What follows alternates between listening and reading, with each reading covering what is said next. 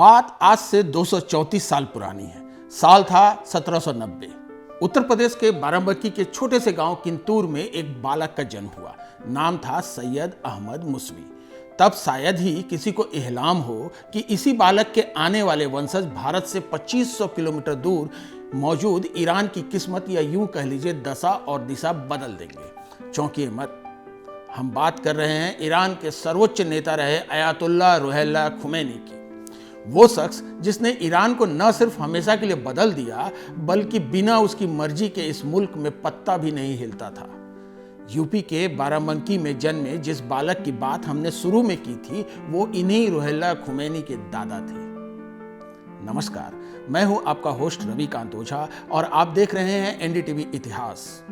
आज के एपिसोड में अब जानेंगे खुमैनी परिवार की कहानी।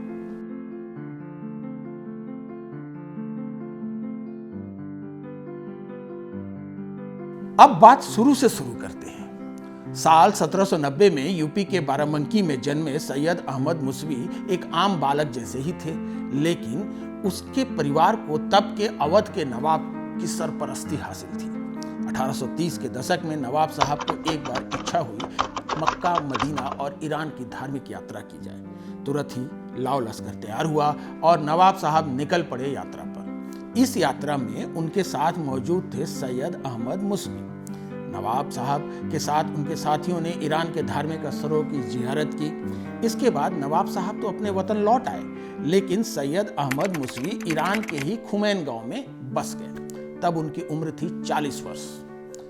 यहीं पर रुहुल्लाह खुमैनी के पिता अयातुल्लाह मुस्तफा का जन्म हुआ। वे इस्लामी धर्मशास्त्र के मशहूर जानकार माने जाते हैं। हिंदुस्तान से कनेक्शन की वजह से रुहुल्लाह खुमैनी के पिता और दादा अपने नाम के अंत में हिंदी लगाते थे। मसलन उनके दादा को लोग ईरान में सैयद अहमद मुसवी हिंदी के नाम से जानते हैं। बहरहाल खुमैनी गांव में अयातुल्लाह मुस्तफा के घर साल 1902 में जन्म हुआ रुहुल्लाह खुमैनी का, जो आगे चलकर अयातुल्लाह खुमैनी या इमाम खुमैनी के नाम से मशहूर हुए। लेकिन भारत के बेटे के इस पोते का सफर बेहद मुश्किल भरा रहा है। अयातुल्लाह खुमैनी के जन्म के 5 महीने बाद उनके पिता सैयद मुस्तफा हिंदी की हत्या हो गई थी।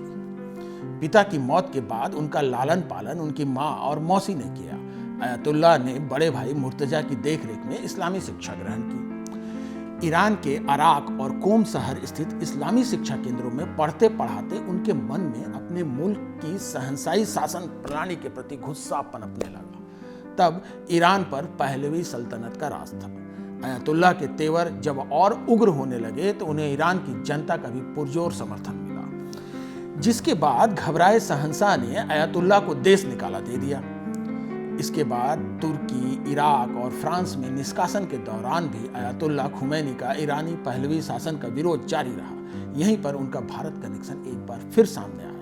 तब के ईरान के शासक मोहम्मद रजा पहलवी ने उन्हें भारतीय मुल्ला कहकर संबोधित किया। दरअसल ईरान की मशहूर क्रांति जब भड़की तो उसके पीछे यह भी एक वजह थी। हुआ यूं कि 7 जनवरी 1978 को ईरान के इत्तेलात अखबार में शाह के इशारे पर एक खबर छपी, जिसमें अयातुल्लाह को भारतीय मुल्ला और ब्रितानी भारतीय उपनिवेश का मोहरा करार दिया गया। इसी बात ने आग में घी का काम किया और ईरानी क्रांति भभक उठी। मुल्क में दमन चक्र चला, लेकिन जनता नहीं झुकी और सड़कों को ही अपना घर बना लिया।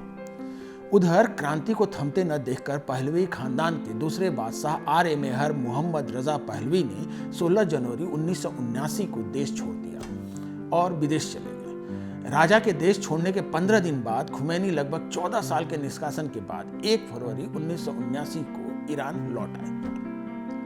इसके बाद उन्होंने ईरान में शहंशाही की जगह इस्लामी गणराज्य की स्थापना की। आप जानकर चौंक जाएंगे कि उस दिन सिर्फ ईरान में ही जश्न नहीं मना था। बाराबंकी के किंतूर गांव में भी लोगों ने जश्न मनाया था, क्योंकि उनके गांव का पोता अपने वतन लौट रहा था। ये अलग बात है कि वो वतन हिंदुस्तान नहीं बल्कि ईरान था। बहरहाल ईरान में हुई इस्लामिक क्रांति और उसके बाद के शासन पर हम अगले एपिसोड में बात करेंगे। फिलहाल इस एपिसोड का अंत करते हैं हमारे दौर के मशहूर शायर गुलजार के शेर से। शतरंज के खेल में शाह को मारा नहीं जाता, शतरंज के खेल में शाह को मारा नहीं जाता, सियासत की इस शतरंज में मगर मार डालेगा यह खुमैनी शाहे ईरान को। चलते चलते आपको एक और दिलचस्प बात बता देते हैं। आयतुल्लाह खुमैनी के चरित्र का एक और पक्ष था। वो सूफियाना कलाम लिखने में भी महारत रखते थे। वे अपनी गजलों को जिस नाम से लिखते थे वो नाम था रूहुल्लाह हिंदी। यदि आपको ये वीडियो पसंद आया हो तो अपने कमेंट्स हमें ज़रूर भेजिए। नमस्कार।